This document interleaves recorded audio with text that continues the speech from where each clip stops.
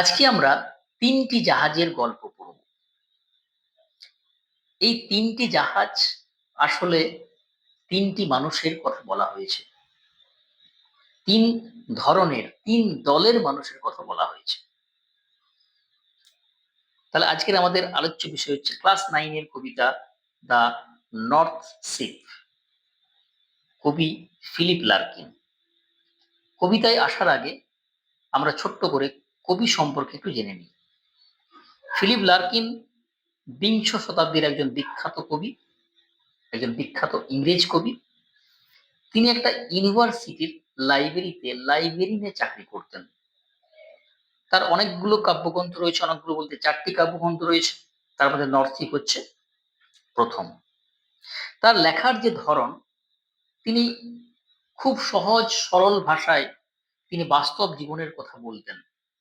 তিনি জীবনের দুঃখ, একাকিত্ব, লড়াই নিয়ে সোজাসাপটা লিখতেন। এই যে কবিতা 'দ্য নর্থ শিপ' অর্থাৎ উত্তরের জাহাজ, এই কবিতায় আমরা ৩টি জাহাজের গল্প পাবো। ১ম যে জাহাজটা সেটা হচ্ছে পশ্চিম দিকে যাচ্ছে। ১ম জাহাজ পশ্চিম দিকে গেল। যখন পশ্চিম দিকে জাহাজটি যাচ্ছে, তখন হাওয়া খুব সুন্দর এবং সে একটা খুব সহজেই একটা ধনী দেশে পৌঁছে গেল। অর্থাৎ এই জাহাজটা এক ধরনের মানুষের কথা বলা হয়েছে যারা খুব সহজেই সাফল্য পেয়ে যায়। এটা হলো সহজে সাফল্য পাওয়া মানুষ, যাদের ভাগ্য খুব ভালো থাকে। খুব একটা বেশি কষ্ট বা লড়াই করতে হয় না। ২য় যে জাহাজটা সেটা হচ্ছে পূর্ব দিকে গেল, ইস্ট, এবং সে যখন যাচ্ছিল তখন সমুদ্র উত্তাল ছিল। হাওয়া দৈত্যের মতো জাহাজটাকে তাড়া করল। সে এক জায়গায় বন্দী হয়ে নোঙর ফেলতে বাধ্য হলো। এটা হচ্ছে চেষ্টা করেও ব্যর্থ হওয়া মানুষ। একদল মানুষ, একদল এই লোকের সংখ্যা কিন্তু খুব সবচেয়ে বেশি। যারা খুব চেষ্টা করে কিন্তু যখন দেখে যে জীবনে সমস্যা বাড়তেই চলেছে, চারিদিকে অন্ধকার, কোথাও আলো নেই, তখন সে ফিরে আসে। লাস্ট যে জাহাজটা ৩য় জাহাজ, যে লম্বা যাত্রার জন্য তৈরি হয়েছিল, সে যখন যাত্রা শুরু করলো তখন সমুদ্র আরো অন্ধকার, আকাশ কালো, একটুও হাওয়া নেই, চারদিকে বরফ তুষার পড়ছে। কিন্তু সে কিন্তু ফিরে আসেনি। সে কিন্তু এগিয়েই গেল। অর্থাৎ এই যে জাহাজটা, এটা হলো স্বপ্ন আর লক্ষ্যের জন্য লড়াই করা মানুষ, যে কিন্তু সহজেই হার মানে না। এই ধরনের মানুষই কিন্তু আমাদের হতে হবে। দেখো, ভাগ্য সবার জীবনে আ আমরা ভাগ্য বিশ্বাস করি সবাই। কিন্তু ভাগ্য তো আমাদের হাতে নেই না? ফলে ভাগ্য নিয়ে খুব একটা ভাবার কোনো প্রয়োজন নেই। যদি আমার ভাগ্যে থাকে আমি চাইলেও পাবো, না চাইলেও পাবো। ফলে ওই অপশনটা ছেড়ে দাও। 2nd অপশন যেটা, তুমি চেষ্টা করলে, দেখলে না সামনে আরো বিপদ, আরো সমস্যা, আরো প্রবলেমস, তুমি ঘুরে মানে ব্যাক ব্যাকে চলে এলে, ঘুরে চলে এলে, হাল ছেড়ে দিলে, হাল ছাড়া যাবে না। তোমার কাজ হচ্ছে, দেখো, কবিতার যে মূল থিম এটা কি বলতো? প্রতিকূলতার বিরুদ্ধে মানুষের আকাঙ্ক্ষা ও দৃঢ়তা। অর্থাৎ কবি ৩টে জাহাজের মাধ্যমে ৩ রকম মানুষকে দেখিয়েছেন। নাম্বার 1, যারা সহজ রাস্তা বেছে নেয়, অল্পতেই সফল হয় কিন্তু থেমে যায়। ২ হচ্ছে যারা ভয় পেয়ে হেরে যায়, বাধা দেখে ফিরে আসে। আর ৩ হচ্ছে নর্থ শিপ এর মতো মানুষ, যাদের জীবনের একটাই বড় লক্ষ্য আছে, যাদের জীবনে একটা বড় লক্ষ্য আছে। রাস্তা যতই কঠিন হোক, হাওয়া না থাকলেও, অন্ধকার থাকলেও তারা থামে না। কারণ তারা জানে তাদের লক্ষ্য লম্বা। ঠিক আছে? চলো এরপর আমরা একদম সরাসরি কবিতায় চলে আসি। হ্যাঁ? তার আগে একটা লাইনে আমরা জেনে নিই যে দুনিয়ার বেশিরভাগ মানুষ হয় সফল হয়ে থেমে যায়, নয়তো ব্যর্থ হয়ে ফিরে আসে। দেখবে দুনিয়ার বেশিরভাগ মানুষ কি করে? হয় সফল হয়ে থেমে যায়, কোনো কিছু একটা পেয়ে গেল, সফল হয়ে গেল, থেমে গেল বা হয়তো ব্যর্থ হয়ে ফিরে এলো। কিন্তু আসল মানুষ সেই যে নর্থ শিপের মতো সব বাধা পেরিয়ে নিজের লক্ষ্যের দিকে এগিয়ে যায়। আসল সফল মানুষ কে বলতো? যে সবসময় লক্ষ্যের দিকে এগিয়ে যায়, যে কিন্তু কোনোভাবেই থামে না। সফল হলেও সেই সফলতা পাশে রেখে সে আরেকটা কাজের জন্য, আরেকটা লক্ষ্যের জন্য সবসময় এগিয়ে যায়। অর্থাৎ নিজেকে যে সবসময় উন্নতি করে যায়, নিজে সবসময় গ্রো করে, সবকিছু শেখার আগ্রহ থাকে, জানার আগ্রহ থাকে। তাই না? চলো এরপর একদম সরাসরি কবিতায় চলে আসি। I saw three ships go sailing by. আমি ৩ টে জাহাজকে পাল তুলে যেতে দেখলাম। কোথায়? Over the sea, the lifting C.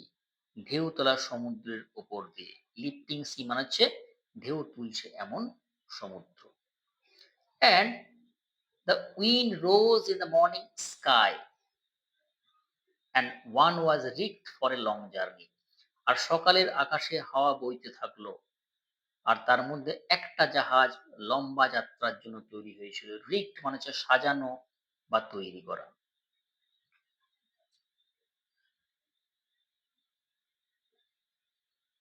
The first ship turn towards the West. মাথায় রাখবে, প্রশ্ন আসবে। প্রথম জাহাজটা পশ্চিম দিকে ঘুরলো। অর্থাৎ প্রথম জাহাজটা কোন দিকে গেল? পশ্চিম দিকে।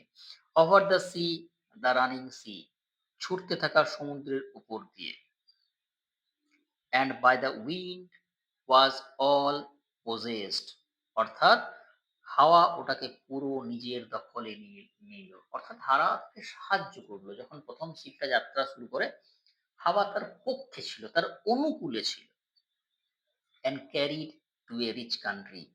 এবং এটা ধনী দেশে পৌঁছে গেল। এটা ছিল প্রথম জাহাজের গল্প। অর্থাৎ প্রথম মানুষের গল্প, প্রথম দলের মানুষের গল্প, যারা খুব সহজেই সাফল্য পেয়ে যায়। অল্প চেষ্টাতেই তারা তাদের জীবনে সাফল্য বা সুখ বা শান্তি আসে। যারা সফল হয়ে থেমে যায়। সেকেন্ড শিপের গল্প শুনি। The second turn towards the east. দ্বিতীয় জাহাজটা পূর্ব দিকে ঘুরল। Over the sea, the quaking sea. কাঁপতে থাকা সমুদ্রের উপর দিয়ে। কোয়েকিং মানে থরথর করে কাঁপছে এমন, মানে উত্তাল। And the wind hunted it like a beast. আর হাওয়া জন্তুর মতো ওটাকে তাড়া করল। To anchor it captivity. শেষে ওটাকে বন্দী হয়ে নোঙর ফেলতে হলো। অর্থাৎ দ্বিতীয় যে জাহাজটা সেটা পূর্ব দিকে গেল, কিন্তু সে যখন যাচ্ছিল তখন সমুদ্র উত্তাল। হাওয়া তাকে দৈত্যের মতো পিছনে তাড়া করলো এবং সে নোঙর ফেলতে বাধ্য হলো। অর্থাৎ এ হচ্ছে একদল মানুষ, এক রকমের মানুষ, যারা কিন্তু বাধা পেয়ে ফিরে আসে, ব্যর্থ হয়ে ফিরে আসে, যে হাল ছেড়ে দেয়। কিন্তু আসল গল্প কোনটা? তৃতীয় জাহাজের গল্প। দেখো কি বলছে? The third ship drove toward the north. তৃতীয় জাহাজটা উত্তর দিকে ছুটল। Over the sea, the darkening sea. অন্ধকার হয়ে আসা সমুদ্রের উপর দিয়ে। ডার্কেনিং মানে কি? আস্তে আস্তে অন্ধকার হচ্ছে এইরকম। But no breath of wind came forth. কিন্তু একটুও হাওয়া ছিল না। অর্থাৎ যখন তৃতীয় জাহাজটা যাত্রা শুরু করে, তখন কিন্তু ব্রেথ অফ উইন্ড মানে হাওয়ার ছোঁয়া বা কোনো সাহায্য নেই। কোথাও কোনো হাওয়া ছিল না। এবং দ্বিতীয় জাহাজটার চেয়ে সে কিন্তু আরো একটা গভীর অন্ধকার আ উম সমুদ্রের মধ্যে সে পড়ে গিয়েছিল। সমুদ্র আরো উত্তাল ছিল। ভয়ঙ্কর রূপে তার সামনে এসে দাঁড়িয়েছিল। অর্থাৎ এই ধরনের মানুষ যখন লক্ষ্যের পথে এগিয়ে যায়, সেই পথে আরো বাধা, আরো বিপত্তি, আরো সমস্যা। কিন্তু সে কোনোভাবেই থেমে থাকে না। অ্যান্ড দ্য ডেক শোন ফ্রস্টলি। আর জাহাজের ছাদটা বরফের মতো ঠান্ডা হয়ে চকচক করছিল। ডেক্স মানে জাহাজের উপরের অংশ, ফ্রস্টলি মানে হচ্ছে বরফের মতো। The northern sky rose high and black. উত্তর দিকের আকাশটা উঁচু আর কালো হয়ে গেল। Over the proud unfruitful sea. সেই অহংকারী, দাম্ভিক, নিষ্ফল সমুদ্রের উপর দিয়ে। দেখো আনফ্রুটফুল মানে এখানে যেখান থেকে কিছু পাওয়া যায় না, যেখান থেকে কিছু পাওয়া যায় না। ঠিক আছে? মানে নিষ্ফলা বলতে পারো। আর প্রাউড মানে এখানে অহংকারী বা দাম্ভিক। East and west east and west the ships came back. পূর্ব আর পশ্চিমের জাহাজ দুটো ফিরে এলো। Happily or unhappily. একটা খুশি হয়ে আর একটা দুঃখ নিয়ে। ১ম জাহাজটা ফিরে এলো, যেটা ছিল ওয়েস্টের জাহাজ, সেটা আনন্দে ফিরে এলো কারণ সে সফল হয়েছে। সে ধনী দেশে পৌঁছে গেছে। 2nd জাহাজটা ইস্টে গেছিল, সে ব্যর্থ হয়ে ফিরে এসছে, সে ছিল unhappy. But the 3rd went wide and far. কিন্তু ৩য় জাহাজটা অনেক দূর চলে গেল। into an unforgiving sea. একটা নিষ্ঠুর সমুদ্রের মধ্যে দিয়ে।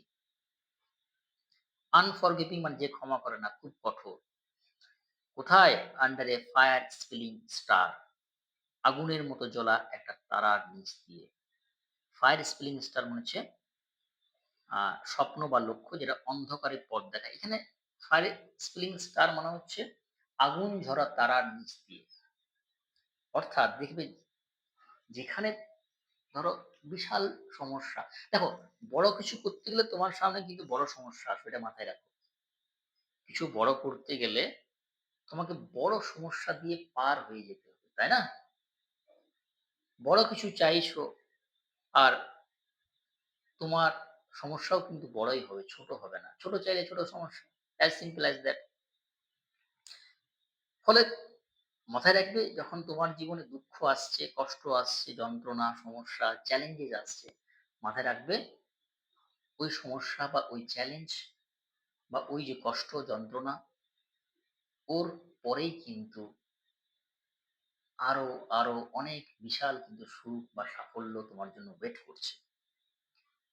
And last line, and it was rigged for a long journey. আর জাহাজটা লম্বা যাত্রার জন্য তৈরি হয়েছিল।